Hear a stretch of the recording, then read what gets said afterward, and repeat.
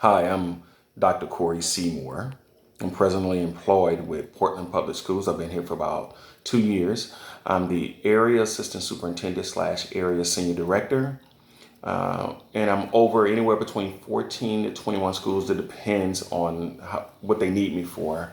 The district is about 55,000 students, and it has about 80 schools in the district. My role is I'm responsible for providing support to the principals in the school. That support can range anywhere from coaching, professional development, being an instructional leader, supporting community events. It just depends on what the need is for that school. Now, before this, I was a superintendent in a much smaller district in South Texas, and before that, I was a principal, been high school, middle school, and an elementary principal. And also before that, I was a teacher. So I've kind of done just about everything you can do in the public school system. I think of myself as a transformational leader. I believe in motivating others, encouraging others, lifting up others when I lead them. Uh, sometimes in that motivation, in that coaching piece, it just depends on what the person needs are. And I try to fit my leadership style to the best way to support and motivate that individual in which I'm working with. And my direct reports would say that exact same thing about me. They'll say that I'm an uplifting individual, positive, a person of integrity, a person who really believes in students, that we should put students first. And everything that I do is student led, with students in mind, any type of work that I do. So that's what my direct reports would say about me. They believe that we hold each other accountable, which is so important when you're working with people. A time when I experienced tremendous change in the organization is when I was a superintendent. We were a Chapter 41 district, and as a Chapter 41 district, the budgetary demands of the state changed. So we were going to lose a great deal of money out of our budget. And with that budget change, it just created all kinds of challenges that we had to face. Now, I managed it personally by sitting back and thinking about how we can still have the greatest impact without disrupting the organization. And something I did is we looked at people over programs and said how our human capital could come in and still support what we needed through those things, and brought everybody together and was very transparent with them to tell them what we had to work on and what we needed to do. And we were able to come through that and still had a very, very successful year. An example of how I've assisted a staff member or colleague to grow as a leader for the next leadership role. And I think one of the things was I had a principal that I hired as a high school principal. She had only been a middle school principal before, and her goal was to eventually move to central office and an assistant superintendent and eventually become a superintendent.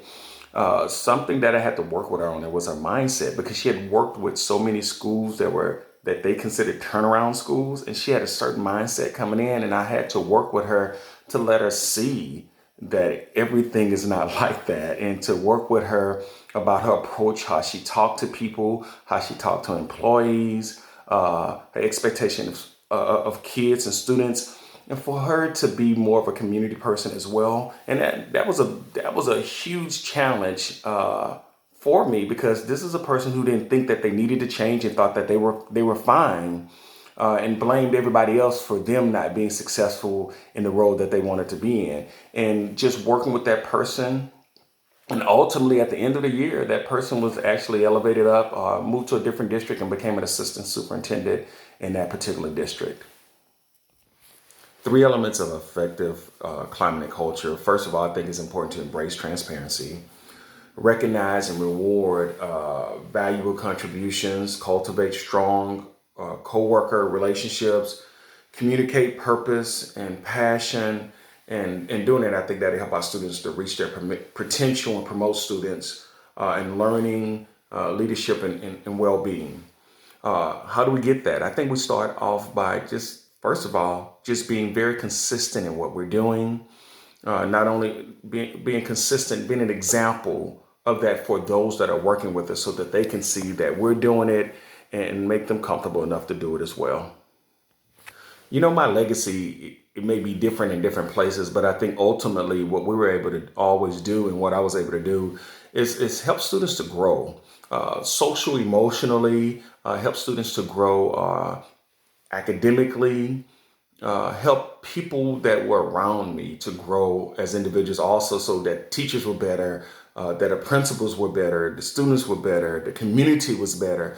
Those are the things I bring. But I think one of the things, if you're just looking at something as far as a something that you can hold on to and say, hey, we did that. Well, one of my schools, when I was a superintendent, we raised so much scholarship money, and our kids qualified for so much scholarship money that we averaged about $6,000 or $7,000 per student per senior that was graduating that year, and that was huge. That was the most money that our students had ever had collectively. So I'm really excited, and it was really awesome to have that.